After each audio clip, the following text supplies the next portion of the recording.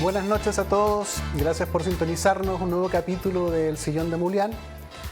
En este capítulo tenemos un gran invitado que a mí personalmente me llama mucho, estoy muy contento de tener la oportunidad de conversar con él y voy a tratar de conversar un poquitito sobre los cómo, ya que estamos en un momento en que qué queremos o qué se plantea está bastante claro.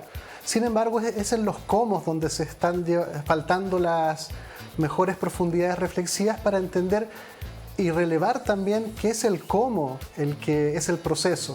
El qué es un fin, es algo que nos puede inspirar a abrazarlo o adherir. Pero es el cómo el que nos vamos a vivir o vamos a tener que recorrer para llegar a todos los qué que hoy día se nos ofertan de todos los colores. Así que bienvenido Hassan Akram a este capítulo. ¿Cómo estás? Muy bien, muchas gracias por la invitación. Estoy muy interpretado por lo que acabas de decir, porque al final el qué queremos hacer es el trabajo de la política, ¿no? Los sueños, las utopías. Fue Eduardo Galeano que decía, ¿para qué sirven las utopías? Para caminar, porque uno se acerca y después está cada vez más lejos. Perfecto, es como el tema del horizonte, ¿no? Tener un horizonte, una utopía y uno sigue caminando, perfecto. Eso es el sueño de la política. Pero yo soy profe de política pública y la política pública es precisamente cómo conseguimos las metas de los sueños políticos. Bueno, perfecto. Yo siempre te sigo en el programa con Fred Stock. Me encantan los temas que hablas. Yo sé que pudiéramos hablar desde Chile hasta el planeta entero. Pero vamos a partir un poquitito más en Chile y darnos quizá un poco de espacio para entender también la relevancia de comprender y planificar que Chile es un sistema dentro de otros sistemas. Por tanto, no es adecuado pensar como que somos un oasis, no en la metáfora de Piñera, sino que los cambios o las propuestas que queramos llevar a cabo también tienen que tener en atención nuestros vínculos comerciales y los subsistemas a los cuales nosotros pertenecemos a América Latina, nuestros vecinos, todas las Américas, el mundo entero. Entonces me gustaría partir con un tema que últimamente a mí me tiene bien interesado, que tiene que ver con algunos aspectos económicos. Yo no soy economista, así que voy a hablar como un ciudadano ignorante, para ver si nos puedes ayudar un poquitito con los temas. Hoy en día, como yo hacía alusión al empezar el programa, la mayoría de los qué son bastante parecidos y bueno, en realidad un qué usualmente se formula en términos de qué es deseable por la mayoría de la gente o por tus bases si tú estás más anichado, como pudieran ser algunos candidatos. Y justamente lo que entra a desestabilizar un poco estos caminos del cómo son si son viables las propuestas económicas, por ejemplo, las más... no quiero decir radicales, pero las más disruptivas, los que rompen un poquitito más el status quo. Tenemos un lado que dice, bueno, conservemos en mayor medida esto y ajustemos, pero conservemos cosas que han traído prosperidad y somos un ejemplo para muchos países, y otras facciones que dicen, no, tenemos que hacer cambios un poco más profundos que hemos estado postergando y que además son subestándar. Entonces, ¿cómo ves tú estas alternativas económicas? ¿Son viables? ¿Son creíbles? ¿Debiéramos tener miedo o, más que miedo, percibir riesgo? ¿Qué riesgo? Yo creo que primero ayuda volver a esa diferencia no entre la utopía y lo práctico, ¿no? La utopía es el horizonte final y uno puede soñar no solamente con un Chile mejor, sino con un mundo mejor donde las relaciones entre las personas dejan de tener un componente tan importante del egoísmo, del cálculo, de esa cultura mercantil, cuestionar el consumismo. Y uno puede entonces hablar de sueños de un cambio cultural que estuvimos conversando, como esas transformaciones psicológicas, ¿no? Fuera de cámara estaba hablando precisamente de cómo psicólogo tú ves esas transformaciones. Y al final la política es mucho antes de eso. ¿Ya? Entonces podemos tener nuestro horizonte final y por supuesto uno camina hacia el horizonte y se aleja cada vez. Lo que buscamos teniendo ese horizonte de ciertas transformaciones, de ciertos derechos sociales, por ejemplo, que es lo que más se busca en este momento, ¿no? Que las personas no tengan que hacer un bingo si se enferman de cáncer. Entonces uno tiene un sistema de salud donde hay recursos suficientes para que las personas de todas las clases sociales tengan acceso a salud de calidad. Por ejemplo, y eso cuesta plata. Claro, exactamente, porque hasta ahí hay un qué. ¿Qué queremos? ¿Qué necesitamos? ¿Qué pedimos? ¿Cuál es el camino? Es mejorar la salud pública. Sí. Entonces hasta ahí yo creo que hay bastante consenso. Yo creo que pero una propuesta social. Claro. La vía económica. Justamente el cómo llegamos a eso. Exactamente, por eso, cuando uno pregunta de propuestas económicas, son las propuestas que dan viabilidad a los demás. Los derechos sociales se tienen que financiar. Eso no viene de la magia, no viene de la nada. Se tiene que generar los recursos para después pagar derechos sociales. Y entonces el trabajo de la política económica es hacer viable las propuestas sociales. Entonces subimos los impuestos o bajamos los impuestos para financiar, porque a pesar de que contraintuitivamente uno diría, bueno, bajar los impuestos es contraintuitivo, porque uno diría, para que el Estado pueda proveer de mejores derechos sociales necesita recaudar más, es, sin duda administrar mejor y dejar de robarse algunos recursos también, sin duda dentro del mismo PAC. Pero uno diría, eso sería como más intuitivo, recaudemos más para financiar más.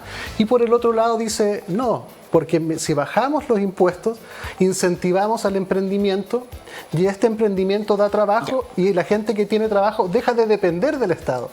Esa teoría contraintuitiva es una teoría en realidad muy vieja.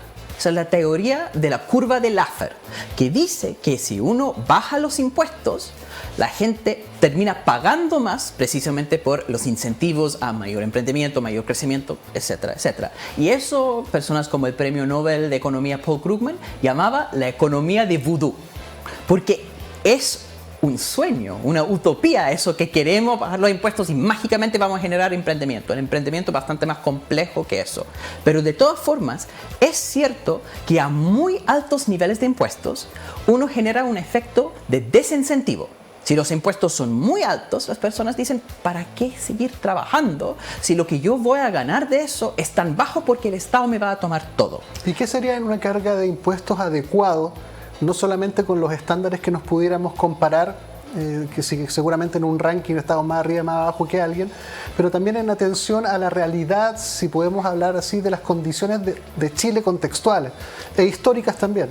En términos de cargas totales, porque hay estudios de eso, ¿no? La curva de Laffer, eso de bajar los impuestos para aumentar recaudación, está más o menos en una tasa de 70%, 7-0. Eso es el momento cuando empiezan las personas a decir, no voy a seguir trabajando.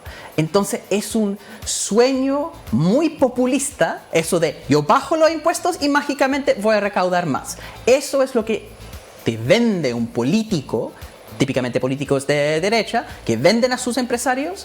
Eso vamos a permitir al mismo tiempo bajar lo que usted paga y al mismo tiempo... pymes también, no solamente los grandes empresarios, sino que a las pymes, por supuesto, sobre todo, que son las que más trabajo dan en Chile. Sí, son, incluyendo lo informal, 70% del empleo, sin duda.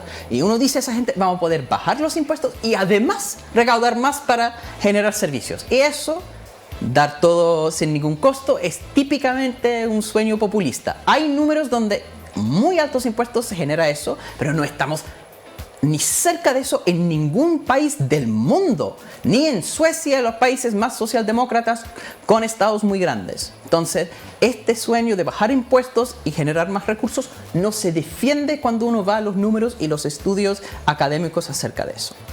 En términos de aumentar los impuestos en general, hay que siempre ver la actividad específica, ¿no? Lo que está generando mucha preocupación tiene que ver con la inversión, que es la base de crecimiento, ¿no? Una empresa decide con sus utilidades comprar una nueva fábrica, contratar a más gente, ¿ya? Y al final, si cambian las reglas sociales, se genera incertidumbre, entonces la gente dice, mejor saco mi plata, lo dejo en otro país, ¿ya? Y eso es un costo cuando hay propuestas de cambio. Y sin duda eso va a pasar. Y ojo, que va a pasar con cualquier gobierno que propone cambios. Pero ¿qué pasa si no se hacen los cambios? No se hacen los cambios, perfecto, entonces no tiene ese efecto negativo a corto plazo. Pero a mediano plazo, los países que no hacen cambios estallan. Como vimos con Piñera, yo creo que hay muchos que tienen remordimiento de comprador, como dicen en las teorías de marketing, que esa idea de comprar algo y después uno se da cuenta que era una mala inversión. Yo creo que muchas personas de los grandes y los chicos empresarios se han dado cuenta que era una mala idea ir tan en contra de Michelle Bachelet, porque ellos dijeron, no, vamos a apoyar a Piñera que no va a hacer esos cambios, no va a generar la incertidumbre a corto plazo. Pero la incertidumbre de mediano plazo, producto de no hacer los cambios, es mucho mayor. Entonces hay un cambio de corto plazo, de ir cambiando las reglas, una baja en inversión, Pero las nuevas reglas permiten mayor inversión a mediano o largo plazo. ¿Cómo? Y ahí hay varias cosas interesantes. Primero, que tenemos una guerra comercial entre China y Estados Unidos. Mencionaste, ¿no?, que estamos en un mundo. Chile es así como una cadena, un eslabón en una cadena global. Y en eso, ¿cuál es la posición de Chile? Un país de 19 millones de personas frente a Estados Unidos y de China. Somos una ciudad de China, en comparación, ¿cierto? De hecho, más chica de que ciertas ciudades. Somos un pueblito. Exactamente. Entonces, ¿cuál es la posibilidad que tiene Chile? Bueno, cuando había solamente Estados Unidos como poder hegemónico, era mucho más complicado exigir cosas. Porque si uno tiene un monopolio, ¿cierto?, una gran empresa, y uno pide un producto más barato, le mandan a freír mono, ¿no? ¿Qué pasa cuando hay competencia? Ahí el servicio mejora porque uno siempre puede ir al otro lado, a la empresa competidora. De la misma forma, ahora que tenemos esa competencia entre Estados Unidos y China, existe la posibilidad para países chicos pero abiertos al mundo, como Chile, de negociar flujos de inversión hacia Chile, exigiendo cosas como mayor transferencia tecnológica, que es lo que necesita Chile para crecer más rápidamente. Oye, Hassan, y en tu experiencia, ¿qué tan cierto es esto de que eventualmente preferir a China por sobre Estados Unidos podría traer represalias?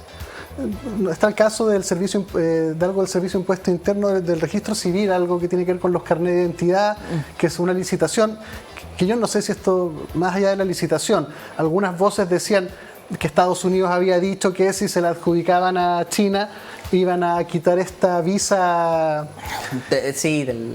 ¿Cómo se llama? La visa automática. Waiver, sí, porque uno no tiene que postular cada vez, sino que siendo ¿Qué chileno. tan cierto? Eso pasa en el mundo, son bluffs, son. La geopolítica es un poco de juego en eso, ¿no? Hay una alianza de los 5 ojos, que China al final está en una competencia directa con Estados Unidos, sobre todo en el mar chino meridional, ¿cierto? Hay un problema muy grave, donde Australia estaba tratando de jugar precisamente entre China y Estados Unidos, y les estaba yendo bastante bien. Fue los mejores momentos de la economía australiana, estaban sin recesión, algo impresionante si uno compara a otras economías occidentales. Y llegó un gobierno que decidió, en vez de estar jugando entre los dos, tomar parte de ese conflicto con Estados Unidos. Productos que ahora no pueden vender carbón y otros productos australianos porque hay bloqueo de parte de los chinos. Hay una decisión así de generar conflicto directo con China, entonces ahora eso genera un problema para la economía australiana. Pero si uno no toma parte, si uno dice, nosotros no vamos a entrar en esa pelea del lado de uno o del otro, yo no creo que los chinos sean unos angelitos, ni los estadounidenses tampoco. Yo creo que lo más importante para Chile debe ser Chile, y uno pregunta, ¿cuáles son las condiciones de transferencia tecnológica, de esa innovación que necesitamos? ¿Quién me ofrece eso? Yo voy, proyecto a proyecto, con ese grupo que me ofrece las mejores condiciones. Si uno toma parte de manera ideológica, camiseteada con uno de esos lados, sí, ahí genera problemas, pero si uno tiene una actitud más bien razonable de apertura y búsqueda de avance económico, eso no debe pasar. Criterios más técnicos, más que ideológicos, pudieran llevarnos a avanzar más.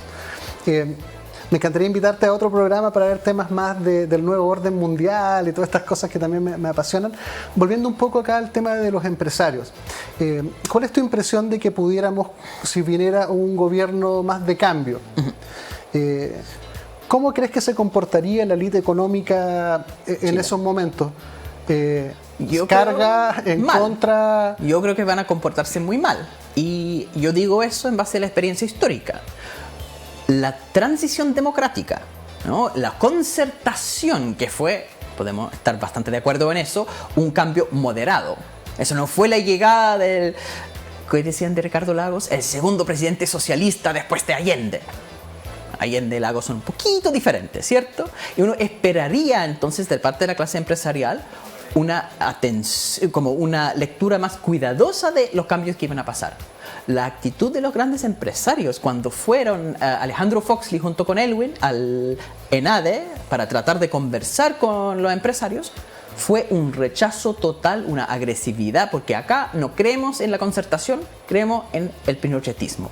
Esta es una clase empresarial muy chica y muy ideológica. Se meten en política y todos al mismo lado. si uno compara a otros países, al final por tamaño país, ¿no? Al final hay empresarios de ultraderecha en toda parte del mundo. Pero cuando son países más grandes, hay empresarios de otros colores políticos. La uniformidad, la homogeneidad de la clase política chilena junto con los empresarios es un problema. Uno tiene un país que está de cierta forma secuestrado por un exceso de poder de las élites. No hay contrapeso que pueda regular Exactamente. o contrapesar medidas abusivas. ¿Tú crees que si, bueno, el mundo ha cambiado mucho y cambia muy rápido? Hace unas décadas atrás uno decía, bueno, los empresarios si no quieren invertir se llevan su plata para otro lado y le cierran la llave y empieza la pobreza. Pero yo pienso, hoy en día el mundo está tan abierto y tan ávido de canibalizar el resto del mundo que me imagino que si se abren licitaciones o se permite la entrada de otros, todo lo que suelten los empresarios de acá seguramente va a haber una fila para tomarlo.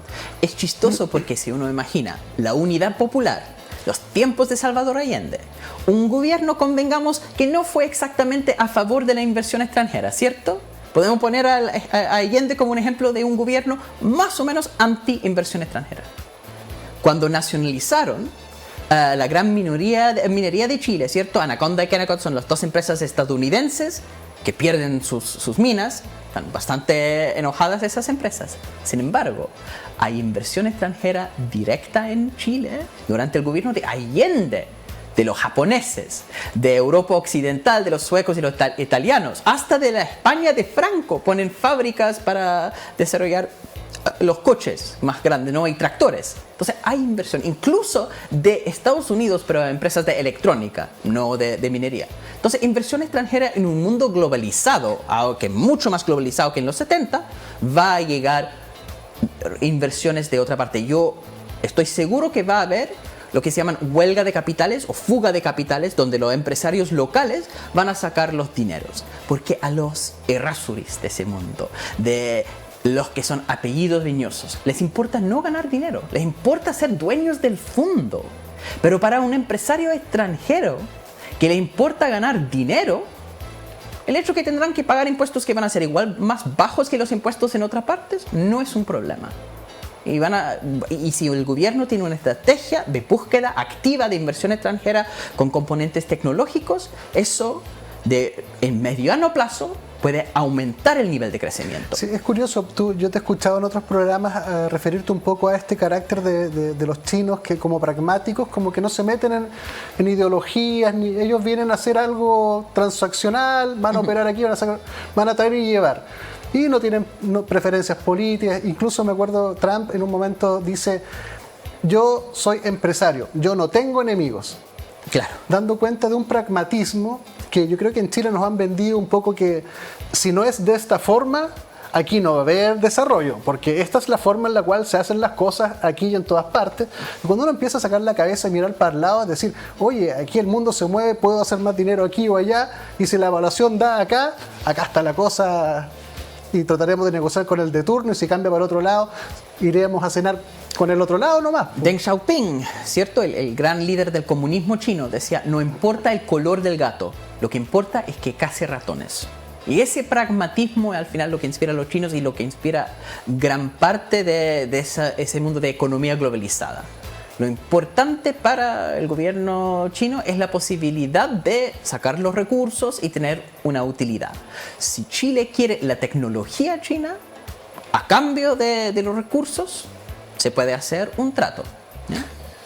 Aquí una pregunta un poco quizá más complicada, ahí vemos cómo la resolvemos, pero en el imaginario que tú fueras, por ejemplo, ministro de Economía y tuvieras el gran desafío de plantear, no sé, las 10 primeras medidas,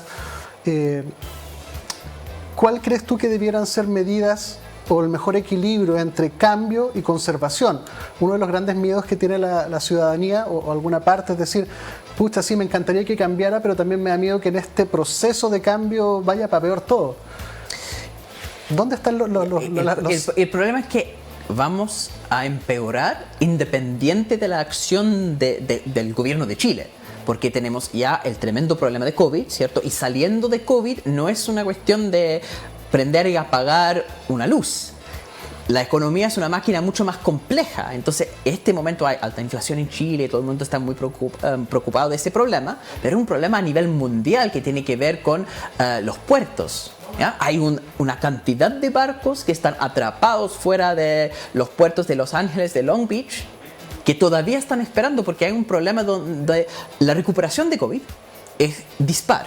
Ciertas fábricas están funcionando a full, entonces mandan los barcos llenos de cosas, sacan los containers, ¿cierto? Los bienes salen, pero puesto que las otras fábricas no están funcionando todavía, porque la recuperación de COVID es más lenta, no tienen productos para llenar los barcos. Pero justamente... Y ahí se genera como bloqueo. Entonces eso no tiene nada que ver con el gobierno. Ese tipo de problema, además del cambio climático, implica que la transición va a ser difícil.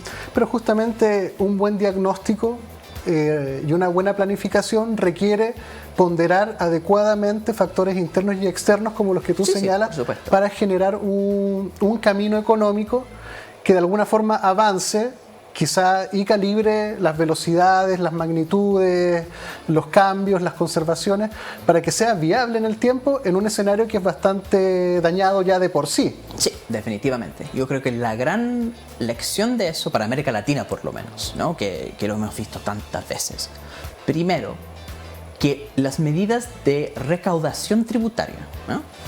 Tener los recursos, tienen que ser fundamentales y tienen que venir primero en la secuencia antes del gasto. ¿Ya? Es un problema aumentar el gasto sin tener los recursos para financiarlo. Por eso es tan importante el tema de la reforma tributaria. Por eso se ha hecho tanta énfasis en que, bueno, acá hay riqueza. Hay riqueza de grandes fortunas y tenemos que aumentar la tributación que pagan los más ricos de este país y las grandes empresas porque tienen los recursos, y si no tenemos estos recursos para financiar las necesidades, entonces lo vamos a financiar de manera inflacionaria, así, imprimiendo billetes. Eso va a la crisis. Entonces podríamos decir, primera medida, un aumento de la tributación. Sí. Que me imagino que también tiene que ser adecuada y viable, porque tampoco los escenarios tienen que ser como de menos a más, quizás.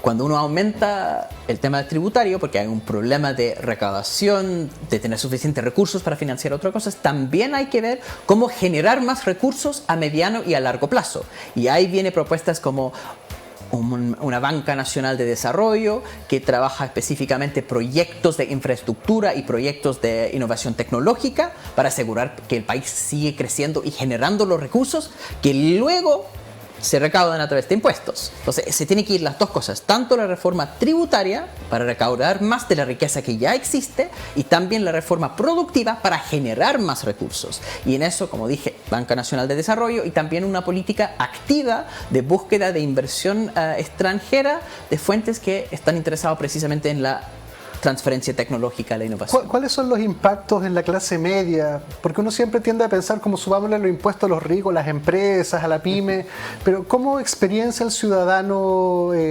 contratado? ¿Cómo vive la subida de los impuestos? Sí, yo creo que tenemos un problema grave en este momento en el mercado laboral, producto de COVID. Entonces, y por eso ha pasado lo de los retiros de las AFP. Entonces ahora hay familias que tienen mucha liquidez, mucho dinero, y eso está generando un problema inflacionario, ¿no? Un escenario complejo, independiente de la acción del gobierno. Lo que se tiene que hacer es primero subir impuestos porque hay un exceso de demanda, pero también hay que ver ayuda directa, sobre todo a las pymes, a las empresas que emplean a las personas, porque necesitamos una reactivación de la economía, que no es una cuestión de apagar y prender la luz. Hay que trabajar específicamente en lo que se llaman los cuellos de botella, en sectores de la economía donde hay bloqueos, para poder potenciar la contratación de más personas y la generación de más recursos. Vamos a tener que hacer un pequeño corte comercial, pero me quiero quedar con la idea de ayudar a las pymes, porque en una cultura que le da tanto contra el empresariado y trata como que el empresariado es la quinta esencia del mal, me suena bien y tranquilizador también proponer y entender y declarar que hay que ayudar a las pymes, no estrujar a las pymes. Y eso pudiera abrir todo un camino de discusión, quizá que a las pymes se les aumente la carga tributaria escalonadamente, o darle algunas facilidades al primer año para puesta en marcha, qué sé yo. Dejemos ahí, pero volvemos después de estos pequeños cortes comerciales. Quiero agradecer a cada uno de nuestros auspiciadores que hacen posible este programa y de su independencia y que podamos hablar temas interesantes. Clínica Nueva Costanera. Cuidamos de ti y de los tuyos. Visítanos en www.clínicasnuevacostanera.cl, clínicasnuevacostanera.cl o llama al +569 945 02 326. Nutriología, endoscopía, pellet antialcohol, dermatología, cirugías gástricas, balón gástrico, un sinfín de especialidades en Clínica Nueva Costanera. Manuel Montt, 427, piso 7. Ahí lo esperan y muchas gracias Clínicas Nueva Costanera por estar aquí con nosotros, ayudando a un periodismo independiente. Llegó el momento de agradecer a nuestros auspiciadores que hicieron que este mes tuviésemos el éxito que hemos tenido. Es por eso que productos de calidad al mejor precio, compra inteligente, la higiene más cerca de tu casa, ya que los productos Regio no solo los encuentras en el retail, sino que en tu almacén regalón del barrio. Muchas gracias Regio por estar con nosotros.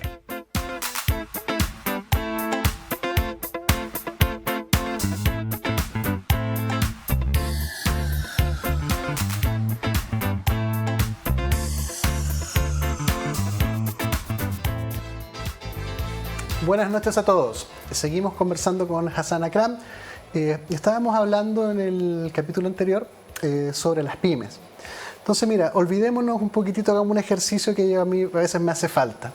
Olvidémonos que hay candidatos y posturas políticas y preferencias. Hablemos de lo mejor para Chile, para los chilenos enteros. Más allá de la izquierda, la derecha. ¿Cuál es un buen camino para Chile? ¿Y qué es un buen camino para ayudar a las pymes, que son las que más aportan al empleo? En la economía formal son un 40 y tanto % del empleo. Si uno incluye la economía informal, estamos hablando de 70% del empleo en Chile viene de las pymes. Sin embargo, en términos de las ventas, en términos de las utilidades, son una minoría de todos los recursos que se generan. El problema de las pymes es que pagan muy malos salarios porque generan muy poco. Son muchas empresas que existen en subsistencia. Hay un problema de productividad grave. De hecho, es algo que se llama la heterogeneidad productiva, donde uno tiene algunas empresas que son muy eficientes, normalmente son las empresas de cobre, porque ahí está la tecnología y también la ventaja comparativa, como le llaman los economistas, que es que acá hay mucho cobre. Entonces ellos generan muchos recursos para pocos trabajadores, entonces el sector cobre paga bien a sus mineros. En comparación, hay pymes que están generando muy pocos recursos, como tipo carrito de sopaipillas, ¿ya? Entonces el problema es que uno quiere subir el nivel de productividad. Uno pregunta a las pymes cuál es el primer problema que tienen. Un tercio de las pymes, o casi un tercio, tienen un cliente que representa más del 60% de sus ventas. Y un 50% más o menos tienen un cliente que representa 25% de sus ventas. Entonces la mayoría de las pymes tienen un cliente muy importante. Y ese cliente normalmente es una empresa grande. Y esa empresa grande paga tarde, mal o nunca. Entonces los problemas de liquidez que tienen muchos pymes tienen que ver con pagar en factura a 90 días, cosas que pueden absorber las grandes empresas, pero las pymes no. Entonces, cuando hablamos de demonizar a los empresarios, porque hay una cultura de demonizar, precisamente porque las grandes empresas generan muchos problemas precisamente para las pymes, que al final tienen las grandes empresas como sus clientes. Mejorar la calidad de la economía chilena implica aumentar el nivel de productividad. Y se tiene que aumentar el nivel de productividad a nivel nacional. Y Hassan, hay una pregunta. ¿Para aumentar la productividad de las empresas? Nuevamente bifurcamos un poco los caminos o las alternativas. Y uno es decir, darle libertad para que las empresas puedan autorregularse. Y por otro lado, no, necesitamos que el Estado regule esto, porque de lo contrario se arreglan otras cosas y no los problemas. Ni siquiera es una cuestión de regulación, ¿ya? Lo de incentivos no sirven, porque, por ejemplo, me podría dar a mí $1 millón si yo camino si yo corro más rápido los 100 metros que un ganador de una medalla de oro en los Juegos Olímpicos, pero yo no voy a poder hacerlo. Pueden subir de 1 millón a 10 millones, todavía no voy a poder hacerlo. Una cuestión de no solamente incentivos, sino de capacidades, ¿cierto? Entonces uno va constantemente hablando de la libertad de emprender sin entender cuál es la situación real de esas empresas para poder avanzar, porque para invertir en entrenar a sus trabajadores y trabajadoras, en comprar infraestructura, tecnología, equipamiento, eso es todo un trabajo que necesita capital humano, capacidad de los que están a cargo de esas empresas de hacer eso, y también acceso a financiamiento. Dos cosas, tanto capacidades, capital humano, como capital de financiamiento, las dos son súper escasas. Entonces no es fácil simplemente decir vamos a dar más incentivos. El Estado tiene no solamente que regular, que es una cuestión punitiva, sino de potenciar. Por eso es tan importante crear más empresas grandes en Chile. Por ejemplo, tenemos mucha colusión, ¿cierto? En papel toilette, en las farmacias. La propuesta es de tener una empresa pública, estatal, en todos los sectores donde hay colusión. ¿Qué haría eso? Lo que haría primero es generar más competencias para las otras grandes empresas. ¿Ya? Y ahí uno genera más competencia y mejora la calidad de vida para los que están comprando de esas empresas. Pero también esas empresas van a tener que comprar de una red de proveedores. Y cuando uno tiene esa pública que está pagando mejor a los proveedores, ahí tiene un efecto positivo que obliga a las empresas grandes actuales de mejorar su trato con los pymes actuales. Y se podría pensar en una empresa pública, pero en el sentido controlada públicamente, pero con trabajadores privados, particulares, o cuando tú ideas una empresa pública, ¿son más empleados públicos o pudiera ser un mix? Bueno, si uno mira la realidad del Estado chileno, están las personas trabajando a honorarios en condiciones muy precarias. O sea, la realidad del Estado no es eso de los empleados públicos. Es un pésimo empleador. En realidad sí, entonces hay que tener una modernización del Estado, pero yo hablo más bien de empresas públicas autónomas que tienen su propio funcionamiento con reglas internas. Yo sí creo que la participación de los trabajadores en los directorios ayuda, porque de hecho, junto con la negociación colectiva ramal hacia nivel de sectores de la economía, aumenta el compromiso de los trabajadores con sus empresas. Qué bueno que tocaste ese punto, porque es interesante, creo, no sé si el Partido Comunista o Boric o alguien en algún momento propuso o lo mencionó, no sé en qué estado está, si está en algún programa o no actualmente, pero esta intención de que en los directorios de las empresas fuera 50% empleados y 50% otras personas.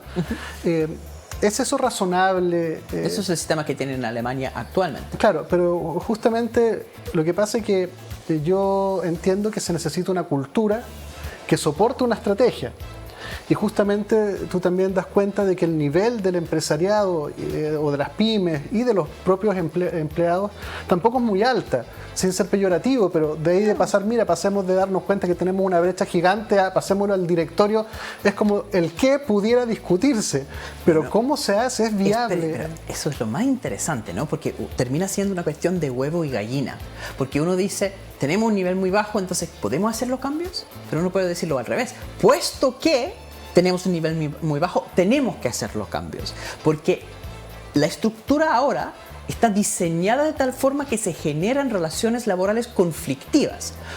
Hoy día los trabajadores ven a la gerencia de la empresa en gran parte como la oposición, porque el Código Laboral prohíbe que ellos participan en la toma de decisión de la empresa. Entonces es muy razonable de parte de los trabajadores decir, esta empresa es de otras personas, yo no tengo que pensarme como parte de ese proyecto en conjunto productivo que busca mejorar la calidad de vida para todos nosotros y hacer un producto. No, yo me veo como una persona que cumple una función para otra persona, como un esclavo pagado asalariado.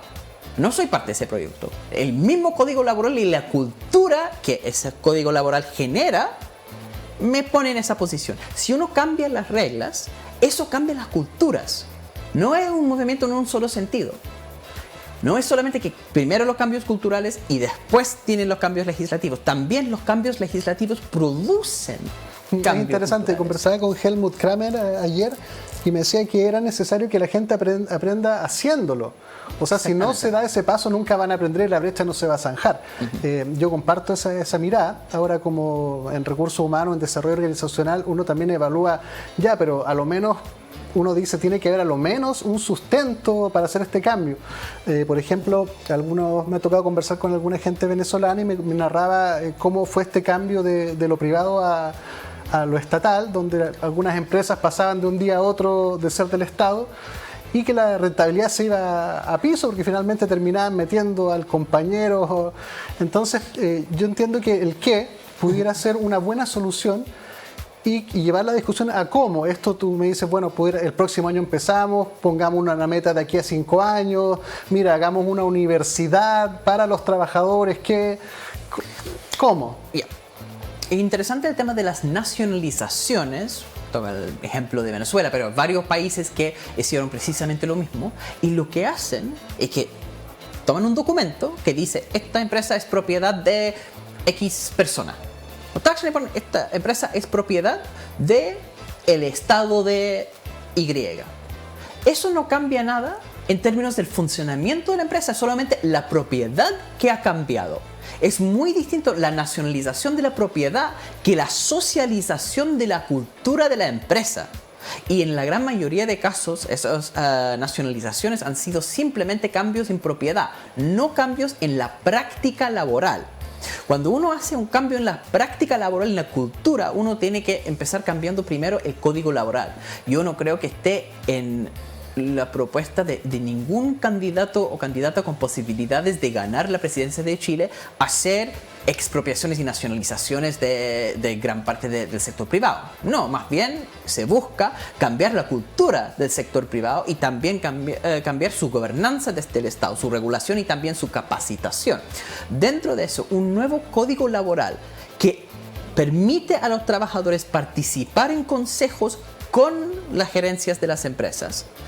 Va informando a los trabajadores del estado financiero de la empresa para que saben si de verdad dicen acá no tenemos recursos para subir los salarios. ¿Es verdad eso? No tenemos forma de saber. Si hay transparencia y uno muestra los libros y dicen no, acá hay un gerente que está llevando todo, entonces fue una mentira eso que no pueden saber. Claro que justamente si se muestra el documento, no, acá realmente el tema es en conjunto de la empresa. Claro, resulta bastante más enriquecedor la complejización de la temática que haces tú porque muestras distintas aristas, tiempos, roles, cambios, articulaciones, que más allá de llegar vamos a poner el 50% de trabajadores en los directorios. Entonces siento que está faltando esto, decir, sí, de acuerdo, pero para llegar a eso tendríamos que hacer esto primero, esto después, esto nos va a tomar tanto tiempo, esto. Sí, yo creo que muchas de cambio. Estas ideas es porque se están tirando porque no se ha podido conversar de eso. Es impresionante la reacción cuando se mencionó esa idea, la cantidad de agresividad en el lenguaje, sobre todo de los y las realmente economistas y especialistas que gobernaron este país durante los años de la concertación, ninguneando pero de forma espectacular a la propuesta, sin evidencia. Estos son todas ideas ridículas, eso no se hace, imposible. No abriendo la conversación, no preguntando el cómo, que sería interesante decir, ¿cómo hacemos? No, eso no se hace. Ese qué, no. Y ahí es cuando uno se da cuenta que acá hay generaciones que no están dispuestos a cambiar. Claro, porque yo como ciudadano percibo determinados riesgos a propósito de eso, porque también es cierto que muchos trabajadores tampoco son de trigos limpios, o sea, también hay una deshonestidad también cultural también. Deshonestidad a nivel general, uno puede decir eso de los gerentes también. Claro, de ambos polos. Entonces digo, a ver, ¿cómo cuando uno le presentan esta alternativa, cómo un ciudadano tiende a pensarlo? A ver, empresario tratando de engañar al trabajador, trabajador tratando de sacar todos los máximos provechos a costa de hasta reventar la empresa, pero que chorree todo para abajo, y con políticos corruptos regulando el sistema. Entonces sí, ya esa cuestión va a fracasar, pues aquí uno dice, bueno, van a terminar, los trabajadores que terminen en el directorio de las empresas más lucrativas van a terminar siendo de un partido. Estos van a tratar de comprar el partido para que los trabajadores que pongan en el directorio sean los pagados porque nosotros en Chile nos hemos acostumbrado que al final súper bonito, pero en la realidad todo termina pareciendo como sí, pero es un chanchullo al final. Por supuesto. Ahora, los recursos humanos, como llaman los economistas, no la materia prima, que son los seres humanos que tienen que llevar a cabo esos políticas públicas generan limitaciones precisamente por su cultura. Pero ese argumento se da en la otra dirección también, porque uno dice, bueno, pero el sistema actual también es un chanchullo, porque los empresarios actualmente, teniendo poder total, explotan a los trabajadores. La razón por la cual tienen poder total es porque impusieron esas políticas públicas de sangre y fuego, y cuando la oposición decía que no, simplemente fueron torturados, exiliados o asesinados. Entonces se imponen un sistema donde se permite la pillería de las gerencias para explotar a trabajadores. ¿Cómo aprenden los trabajadores de eso? Haciendo lo mismo como resistencia. Si a mí no me van a pagar decentemente, yo no voy a trabajar. Entonces, cuando uno dice queremos construir un sistema distinto, ¿no? Un sistema donde las dos partes se ponen de acuerdo y de verdad trabajan en conjunto con honestidad, por supuesto que es difícil, porque el sistema anterior es un sistema brutal, impuesto de forma violenta, donde hay una explotación de poderosos contra los más débiles.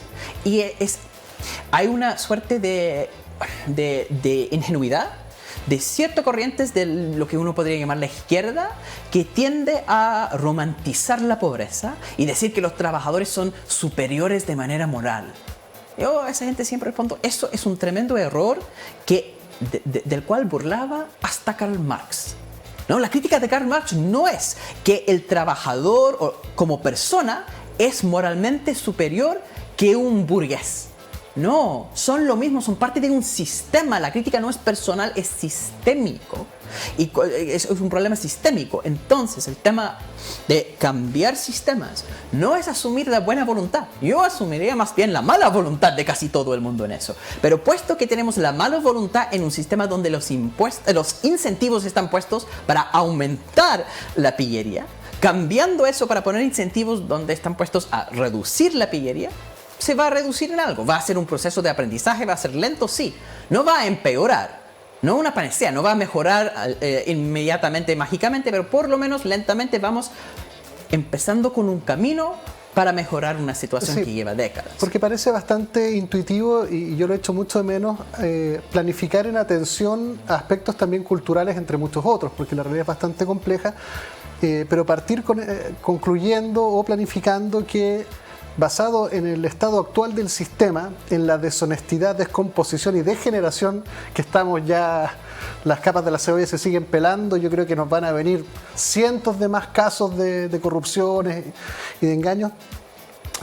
Pareciera ser que el primer paso es restituir la confianza, y para eso hay que restituir la justicia y la honestidad, entre otras cosas. Porque al final a mí uno le presentan un camino y dice, sí, pero va a fallar porque el político es corrupto, porque el empresario es oportunista, porque el trabajador no está preparado, y además también muchos casos de que los dirigentes terminan siendo comprados también. Pero en esa lógica no es que va a fracasar la promesa de mejorar, pero no va a empeorar la situación, porque la situación ya, con ese modelo que las personas son así, siempre va a ser mala la situación. Entonces no importa, al final la persona que dice eso debe ser indiferente entre cualquier propuesta de cambio, porque todo es lo mismo en eso. Yo creo que más que todo negativo, que existe sin duda esa parte de tendencia de pillería, efectivamente, pero también existe la posibilidad de ver eso con altura de mira, de poner trabajo serio y construir o reconstruir confianzas, precisamente para incentivar la parte más responsable de los seres humanos y desincentivar la otra parte. Justamente ese aspecto es súper importante, porque es donde uno pudiera así traer a la conversación la figura de un presidente como un garante de honestidad, transparencia y ética. Que vaya que está difícil, eso ya es utópico, pero digamos que ¿cómo cambia la gente? ¿Cómo una persona que está dada a la mentira, a la mala práctica, a la corrupción, se enriela, más allá de que lo persigan, lo encarcelen? Es la inspiración, pues que un líder realmente logre que la gente adhiera y diga, ¿sabéis que en realidad tenemos que hacer las cosas mejor? Quiero hacer las cosas mejor, quiero dejar de mentir, quiero sanar, quiero... Yo creo que hay un tema generacional muy importante, donde esa visión del líder es muy masculino, eso del presidente, hombre de Estado que va a transformar Salvador con el caballo blanco. Esa imagen a mí siempre me ha generado mucho rechazo, ¿no? El personalismo del caudillo típico que habla bonito e inspira a las masas siempre me genera muchas dudas. Digamos que hay algunos que engañan más que lideran. Porque hay algunos que, claro, ¿Quiénes te son los venden que una cosa. lideran entonces? Yo creo que casi todos, como ese modelo en sí pone a un ser humano en un nivel de altura donde siempre van a fracasar. Veo definitivamente los engaños, pero no veo las personas que lideran. Sí, porque fíjate que, bueno, esto es una conversación un poco teórica de entendimiento de los fenómenos sociales, pero la perspectiva que tengo yo es que un líder se constituye en la voluntaria adhesión de otro hacia él. Por tanto, desde esa perspectiva, no es que yo soy líder porque me autoimpongo ser líder, sino que tú libremente, por determinados procesos, dices, en realidad yo también quiero ir para allá. Libremente yo quiero seguirte porque en realidad hay algo que tú tienes que en realidad yo valoro. Y yo decido, es decir, el liderazgo desde mi perspectiva es un atributo. Alguien te tiene que investir como líder. Alguien tiene que decir, quiero que tú me lideres. Pero la historia de América Latina, de hecho del mundo entero, está lleno de personas que han sido investidos con liderazgo por grandes masas, por su capacidad de convencer, por el habla, pero también por un carisma, que es una cuestión bien mágica en la política, ¿no? Pero hay personas que tienen ese carisma, claro, que pero van a ser grandes finalmente es el predicadores, perfil pero engañan. o sea, hay algunas personas que son psicópatas, que son inteligentes, astutos, carismáticos, socialmente adecuados, y es el pack completo. Pero lo que pasa es que todos esos atributos terminan siendo utilizados para engañar al otro en decirte, yo voy a hacer todo esto, y el otro dice, bien, yo te sigo, pero después hacen cualquier otra cosa. Yo creo que el hecho que están buscando seguidores ya habla de esa tendencia medio de psicópata. Yo creo mucho en los liderazgos horizontales y colectivos. Por eso yo soy muy antipresidencial. Como siempre me preguntan, ¿tiene un candidato presidencial? Y mi candidato es la eliminación de la presidencia. Yo creo que es mucho mejor tener gobiernos colectivos donde hay gabinetes con personas con distintas responsabilidades, donde no hay un líder carismático que se va a imponer, ni como Lagos, que quería ser hombre de Estado, o Michelle Bachelet, que al final entró imitando eso y al final quería ser la madre, pero siempre en una referencia muy machista del visión binario de género.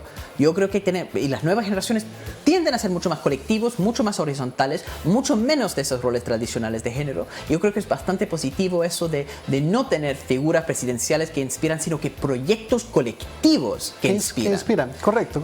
Y cuando hay liderazgo compartido y colectivo, no de personas que buscan seguidores individuales, sino de esos movimientos, se puede construir confianzas, no porque yo voy a seguir un líder que me da confianza, sino porque el movimiento colectivo me da confianza en mí mismo. Sí, yo creo que es bueno distinguir el tema del líder o liderazgo, porque muchas veces se entiende como líder como la única persona que lidera a todos, como una pirámide.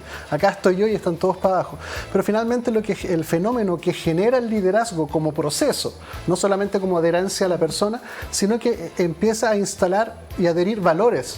Y la gente empieza a comportarse en otros ámbitos, ya no al alero ni en función de un proyecto que está liderado por alguien, sino que lleva esos valores a su vida. Y ahí se empieza a generar una cultura particular con el influjo de uno o dos o varios. De hecho, hay algunos autores que dicen que el rol principal de un líder es generar otros líderes. O generar equipos. Equipos que finalmente se puedan autodirigir, y en algún caso liderazgos situacionales, bueno, de todo tipo. Nos van quedando pocos minutos y me quedo con muchas ganas, así que te tengo que invitar otro día a seguir conversando. Pero algunas preguntas rápidas como para generar un poco de hambre y quizá en otro capítulo podamos verlo. ¿Qué política económica de los candidatos que hoy están o las propuestas tú ves más peligrosa? Porque los ciudadanos estamos un poco de que sí, muy bonito, pero quizá con esto terminamos todos más pobres, pues. Entonces, creo que bajar los impuestos es increíblemente irresponsable, y la otra propuesta que van dando vueltas del retiro del 100% de los fondos de pensiones, eso es literalmente vender la casa para tener una fiesta. Claro, yo pienso como ciudadano, digo, bueno, en este momento hay inflación porque hay circunstancialmente mucho dinero, pero de aquí a un tiempo todos los que se compraron cosas, si no van a poder pagarlos, van a tener que salir a liquidar todo eso después en el tiempo. Definitivamente, el retiro 100% es una forma de sabotaje del futuro. Lamentablemente lo dijo el diputado Alessandri cuando lo propuso. La izquierda va a gobernar, por ende hay que sacar todo. Eso, si tenemos que entregar el país a la izquierda, que dejemos el país en ruinas. Entonces la propuesta de bajar impuestos y la propuesta de retirar fondos de la AFP es parte de destruir, lamentablemente. Claro, más que retirar era como llevar de un lado a otro. Como que La propuesta era llevarlo a una cuenta bancaria, empezar a construir casas. algún otro tipo de vehículo financiero, administrador. La gente imagina, yo quiero sacar mi plata de la AFP para comprar una casa y con eso voy a vivir mejor. Está perfecto. Si yo pudiera sacar la plata para comprar un departamento y arrendarlo, bien para mí. Pero si todo el mundo lo hace, el efecto es bajar el nivel de los arriendos. Se llama la falacia de composición. Lo que funciona cuando una sola persona lo hace, cuando todo el mundo lo hace, no funciona. Y eso es lo que ha pasado en Perú con los retiros, precisamente para comprar casas, es que genera burbuja inmobiliaria.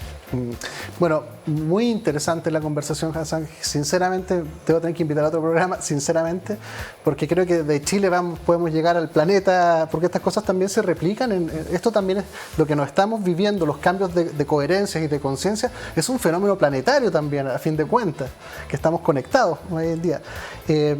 Pero dejarles la reflexión de que en este momento de lo que está deviniendo en Chile es el cómo, el preguntarle a los candidatos cómo usted lo va a hacer y cuán viable es lo que usted propone.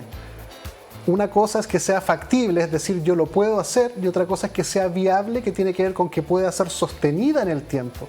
Y creo que como ciudadanos tenemos que subir el estándar y exigirle a los candidatos que ahonden en el cómo lo van a hacer y con quiénes lo van a hacer.